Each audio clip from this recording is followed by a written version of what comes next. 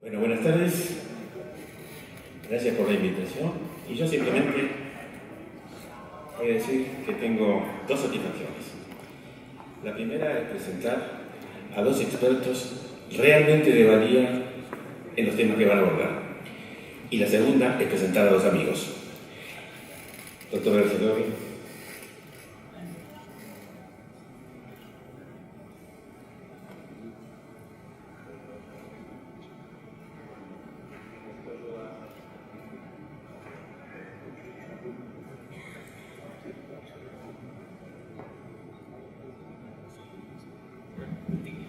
Buenas tardes a todos, muchas gracias por la invitación a FEMEVA, felicitaciones por sus 75 años de historia y por sus contribuciones.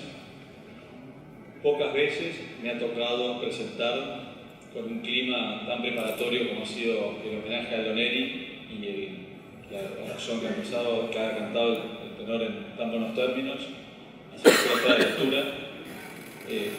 La idea por la cual Carlos Larguía el doctor Cobian me han convocado para presentar en este panel junto con Ricardo Antonio ha sido hablar del rol en la calidad de atención del profesional médico.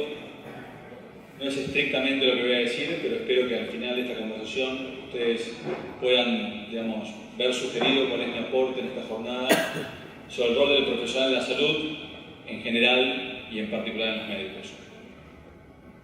Como mencioné, entonces la idea es tratar de reflexionar sobre las circunstancias de calidad y seguridad que rodean hoy la ejercicio de una profesión en el mundo, en la región y en nuestro país. Y también comentar algunas experiencias que el Instituto de Efectividad Clínica intenta hacer en nuestro país y en el mundo como contribución a entender cuáles son las circunstancias que pueden contribuir a mejorar la calidad de atención. Nuestra contribución es muchísimo más modesta que la que hace hoy la Junta de Andalucía a nivel global, pero bueno, desde un ámbito académico que intenta promover la implementación de prácticas basadas en la evidencia, intentamos hacer nuestra contribución al sistema de salud. Como para ponernos en términos, recientemente salió el año pasado publicado en BMJ que los eventos adversos constituyen la tercera causa de muerte en Estados Unidos, que es el país con el sistema médico probablemente más avanzado. Yo les sugiero que no es una frase que ustedes repitan regularmente, porque puse dos citas. La primera y la segunda, que es el editorial, que critica de cierta manera la manera que esto fue calculado.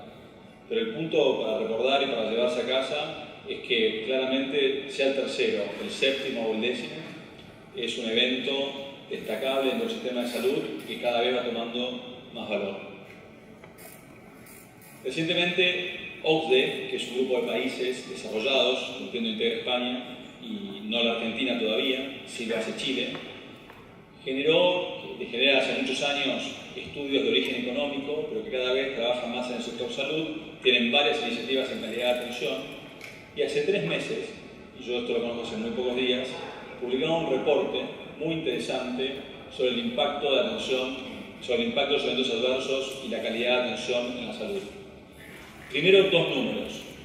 Ellos estiman que en países desarrollados, no hay datos de los nuestros, el 15% del costo operativo es desperdicio. O sea que hay una oportunidad que por eventos adversos que podrían ser prevenidos, el 15% del costo de un hospital podría atribuirse y mejorarse. Y por último, que en los últimos 5 años, con las iniciativas que los Estados Unidos han hecho en calidad de atención, evitaron costos por 28.000 billones de dólares. Son estimaciones, están basadas en inferencias, pero claramente habla de algo que, como todos nosotros que nos interesa la calidad de atención buscamos, es evidencia de por qué algo tan obvio no es escuchado. En Inglaterra, por ejemplo, si ustedes lo ven desde acá, las transparencias están a su disposición para los que después quieran mirarlas en más detalle. Los eventos adversos tienen más impacto en DALYs, o sea que en años de discapacidad para sus habitantes, que la enfermedad por HIV-Sida, el cáncer cervical y la violencia interpersonal en Gran Bretaña. Entonces, empieza a rankear por la complejidad y por ser cada vez mejor medido en el sistema de salud como un evento importante. Esto no es para nosotros, que estamos ya sensibilizados en este tema, sí para aquellos que toman decisiones y que tratan de priorizar en la mejor medida que pueden, porque tampoco es fácil, cuál es el rol de la calidad de atención y cuál es la contribución que puede hacer.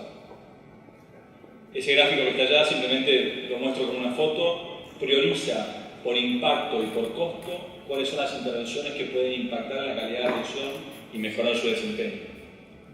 Básicamente, estamos ante una disciplina para la cual las soluciones son conocidas, siempre de origen de países desarrollados y que claramente tienen que ser adaptadas a nuestra región, pero el problema no es saber lo que hay que hacer, sino cómo hacerlo. Esta lista de intervenciones fue publicada en Annals hace 3 años y habla de prácticas que sin duda deberían estar ocurriendo en nuestros hospitales en forma sistemática para contribuir a una menor cantidad de eventos adversos. En el gráfico anterior busqué en la tabla específica el manejo de la profilaxis de TBP, el manejo de la sepsis y errores relacionados con infecciones intrahospitalarias. Son contribuciones de alto impacto y no de un costo nada desdeñable. Pero de un costo que tampoco es extraordinario. Entonces, esa circunstancia, esa lista, es aquella lista que deberíamos tener presente en todas las instituciones. Y cuando hablamos entonces del rol de los médicos y los funcionarios de salud, la calidad y seguridad, es ¿por qué esto no ocurre? Este gráfico simplemente fue publicado en New England hace unos 5 años, muestra que lamentablemente todavía el progreso no es evidente, ¿no? Lo importante de este gráfico es que las líneas son horizontales. Todavía está costando mucho este impacto en la reducción de eventos adversos. Entonces, básicamente esta es la foto donde un profesor de la Escuela de Salud Pública de Harvard está en el Congreso de Estados Unidos declarando que los hospitales todavía son inseguros, que hay eventos adversos prevenibles. Y la razón por la cual la muestro es que hay un compromiso del ciudadano que lamentablemente todavía no ocurre en esta región. Esa circunstancia de que es un explícito problema, que sea una circunstancia social presente, hace que explique todavía que nosotros estamos llegando a los niveles deseados de participación en nuestra sociedad. Entonces, conocemos el tamaño del problema, conocemos el impacto del problema, es decir, mostré claramente lo que la OCDE dice más recientemente y otras referencias previas. Las causas están aclaradas en países desarrollados, no hay muchos secretos. Si bien son temas complejos, definitivamente hay muchas causas que pueden ser atacadas y han sido ya trabajadas por estos grupos. Y después hay soluciones. Entonces, de vuelta es, ¿qué es lo que no está funcionando?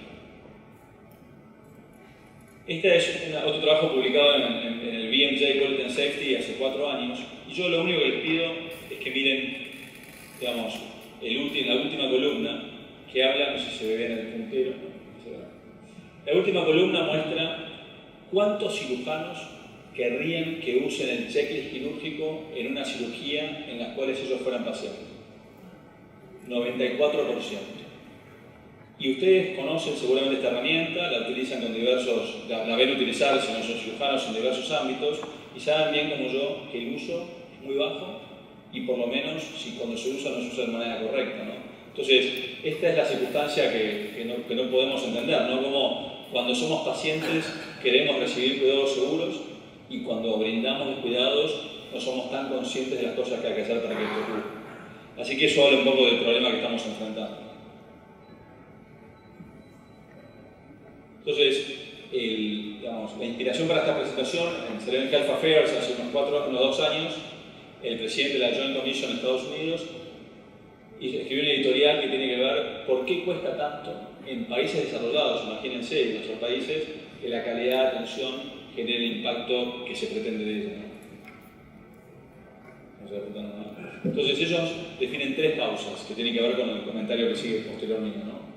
Primero, mirar más allá de las complicaciones prevenibles. La realidad es que si bien puede haber foco en ciertos puntos, hoy el sobreuso, el desperdicio y la utilización inadecuada genera una cantidad enorme de oportunidades en el hospital y fuera de él para que haya eventos prevenibles.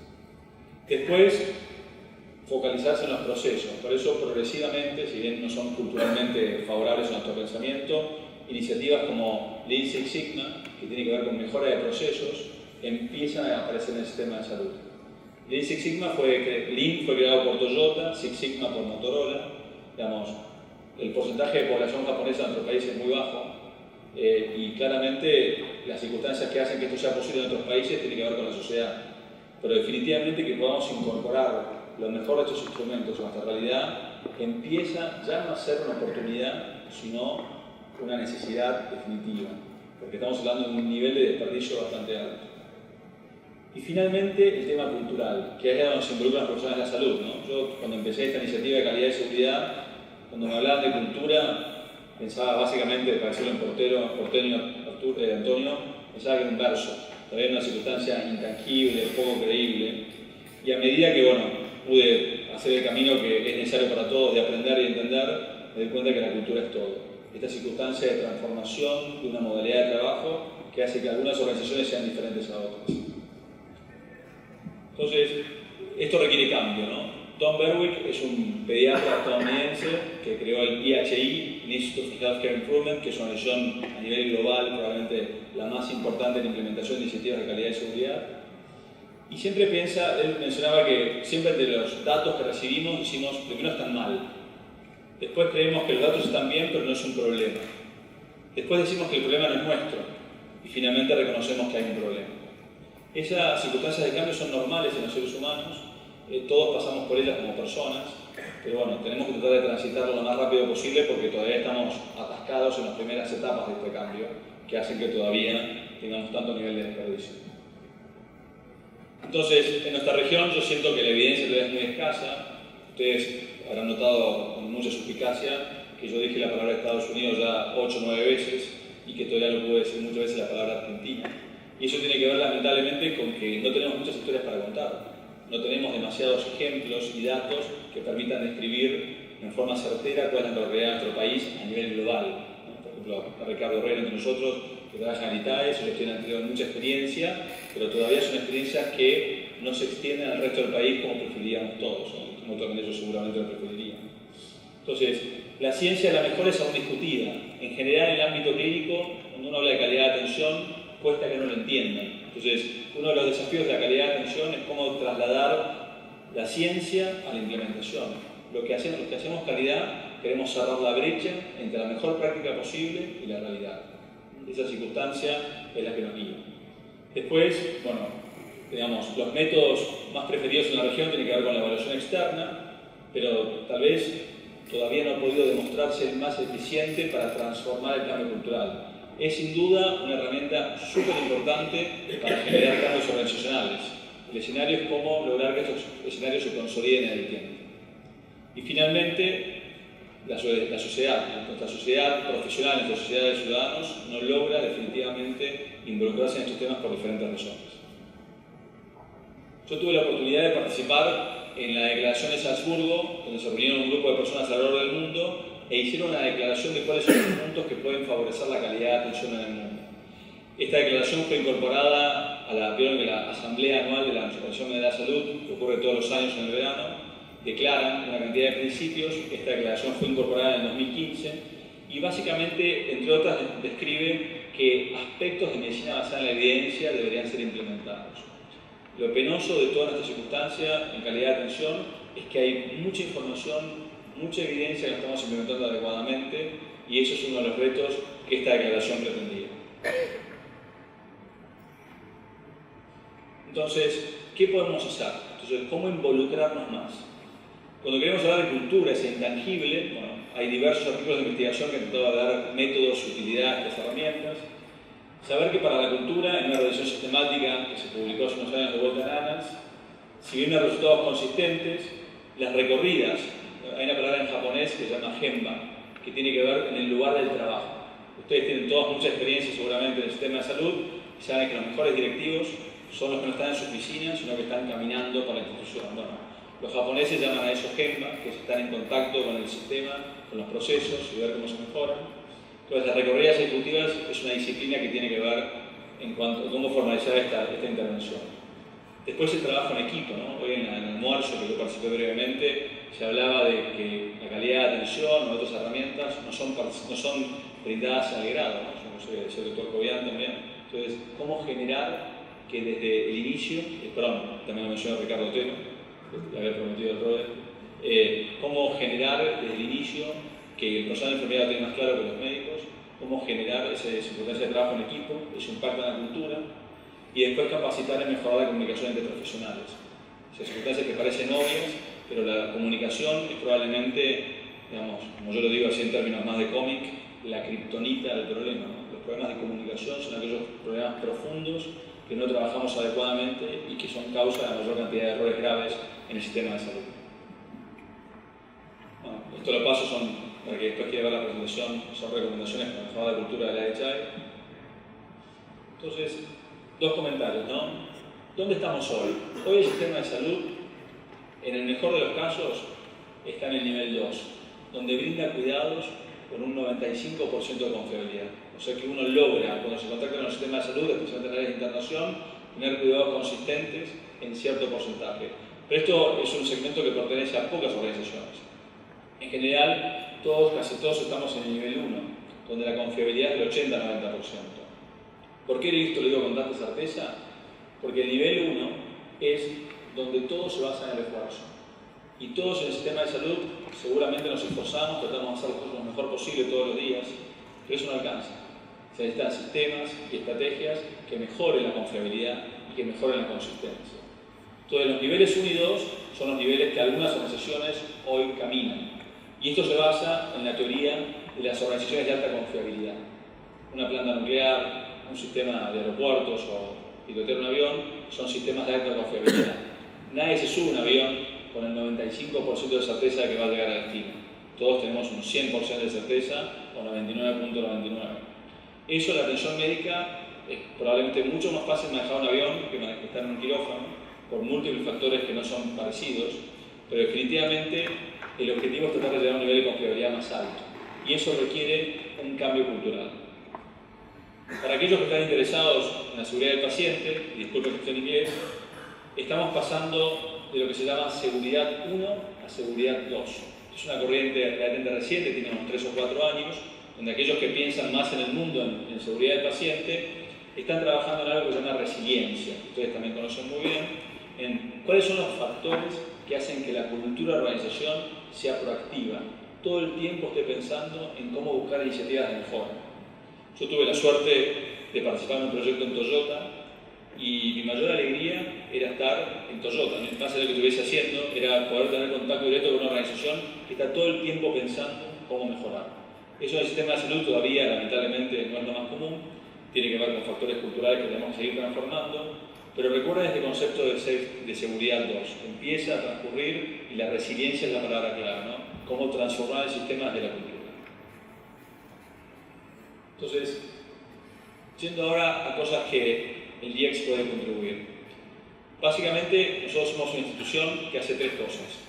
Proyectos de investigación, proyectos de cooperación técnica y actividades educativas. Es un sistema multidepartamental, hay gente que se dedica a la salud materno-infantil, otros a enfermedades crónicas, bueno, otros que hacen evaluaciones económicas, evaluaciones de tecnología, y yo trabajo en calidad de atención, y trabajamos en algunas veces en proyectos comunes, y yo tengo la suerte de acompañar a los que hacen salud materno-infantil en proyectos de calidad de atención fuera del país. ¿Por qué cuento esto? Porque con ellos pude experimentar y aprender cómo transformar la cultura clínica y de contacto con el paciente. Uno de los problemas más importantes que existe en el mundo, bueno, existe todavía, pero ha mejorado bastante, es la mortalidad materna.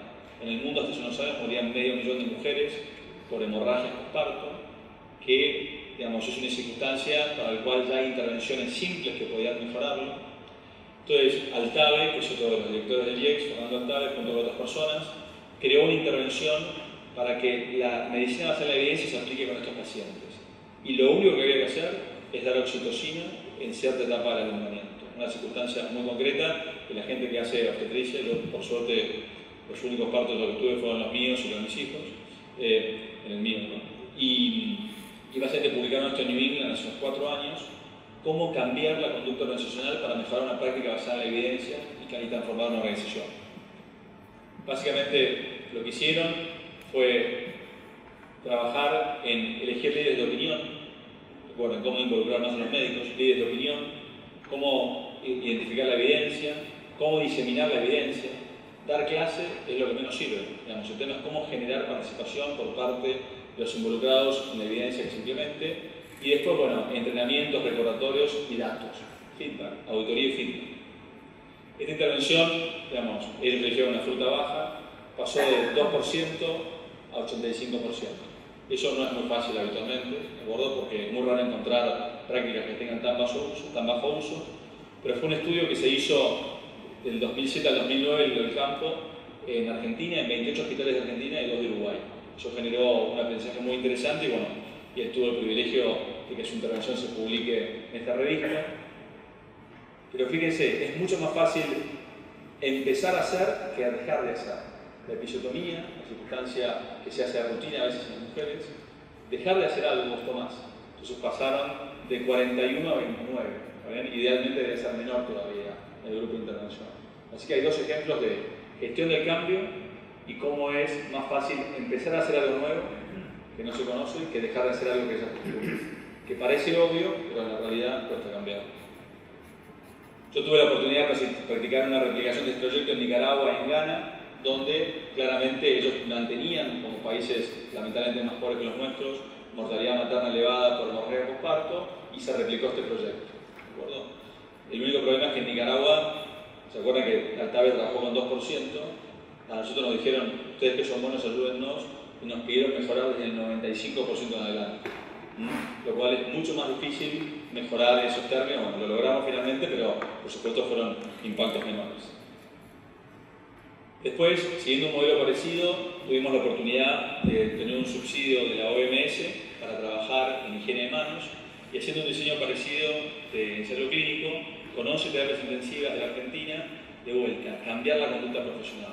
Como algo que parece tan obvio como la higiene de manos consistente, lamentablemente no ocurre en nuestro país. Bueno, se hicieron cerca de 12.000 observaciones en un grupo de personas muy importante que trabajaron en estos cuidados digamos, de atención. Aquí la colaboración de la Sociedad de Enfermeros en Control de Infecciones fue clave, fue el factor fundamental de que esto fuera llevado a cabo. Y hicimos un trabajo que básicamente lo que mostró fue que de un promedio de higiene de manos del 45% se llegó al 50% más, cerca del 65-70%, y 3 hospitales llegaron al 90%. Una circunstancia que es muy importante en su volumen y que de vuelta requirió gestión del cambio por modelos basados en la evidencia. Así que eso de vuelta fue muy interesante, eso se pudo publicar hace un par de años. Después, gestión del cambio e involucramiento médico. Con este grupo también tuve la oportunidad de participar en un proyecto en Etiopía, donde teniendo mortalidad materna y teniendo ya casi... Etiopía está entrando a un sector, a un país de medios ingresos, porque está haciendo mucha evolución económica, pero no podía bajar la mortalidad materna. Entonces trabajamos en un proyecto de prepararse para lo raro. El problema de la seguridad del paciente es que, ¿cómo yo convenzo a un cirujano del uso del checklist si tiene la probabilidad de 1 o 2 eventos en su vida de equivocarse de lado?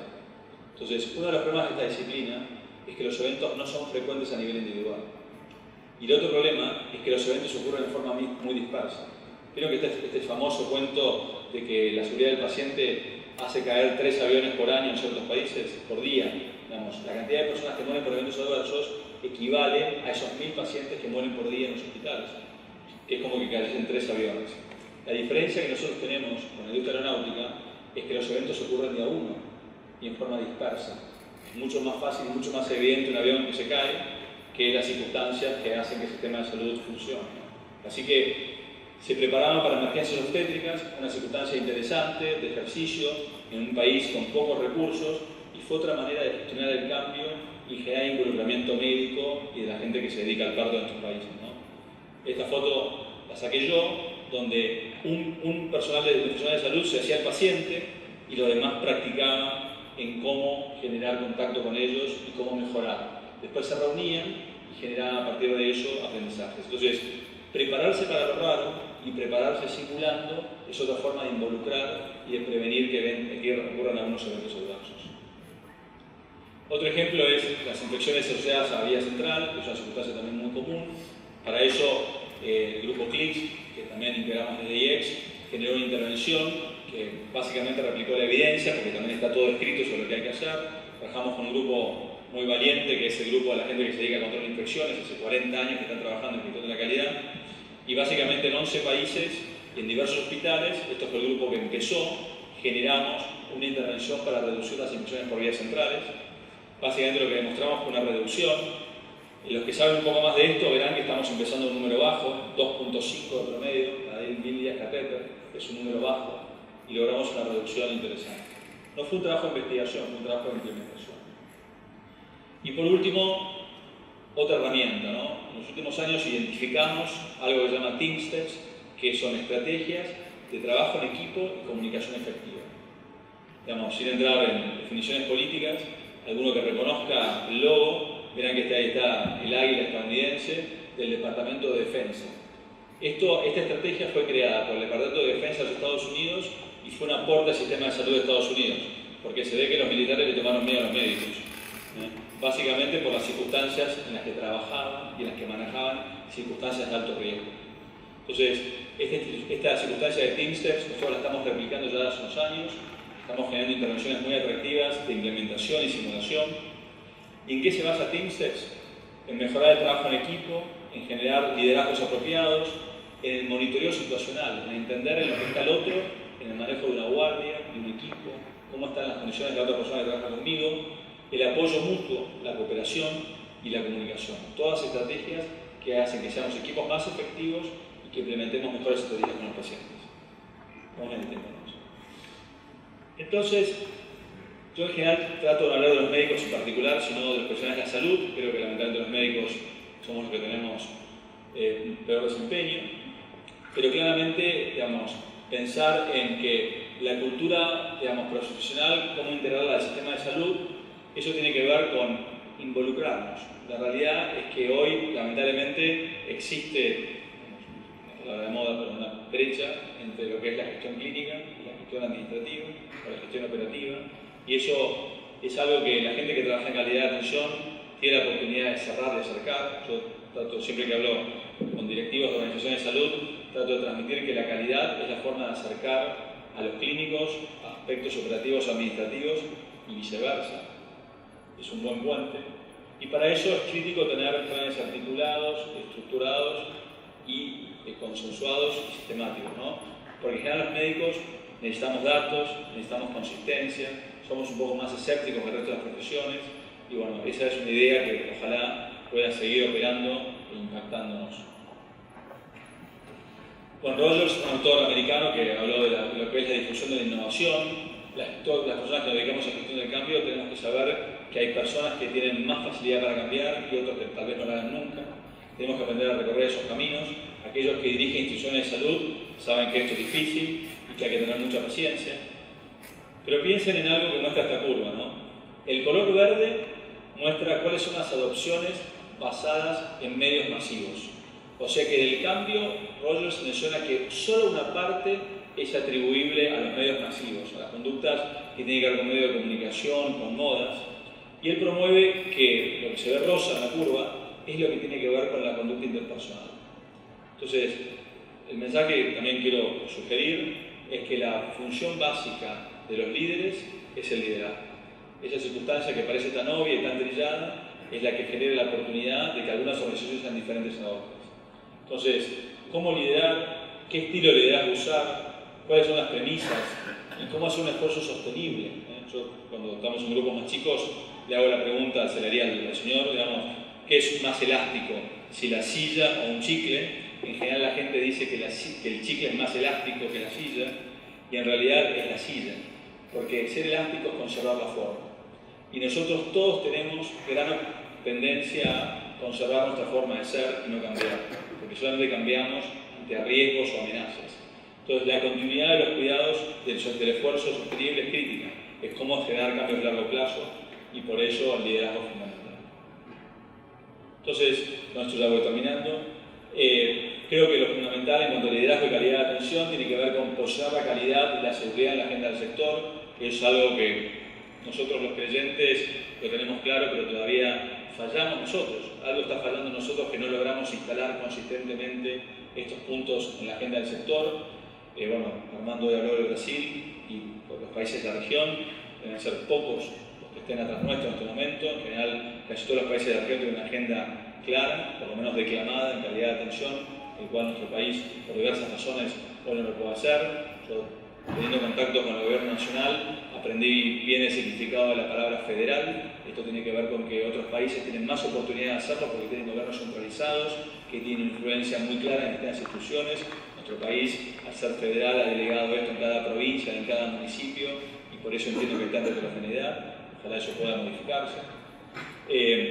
es vital promover la transformación del servicio de salud, manejar adecuadamente la resistencia al cambio, hay que saber elegir las personas que pueden liderar un proceso de cambio, hay que saber que hay personas que tienen más dificultad para atravesar los cambios y hay que acompañarlos. Piensen todavía, aquellos que todavía que ustedes conocen que pueden estar fumando, porque digamos, esa dificultad que tiene dejar un hábito que a veces está atacando a nuestras personas.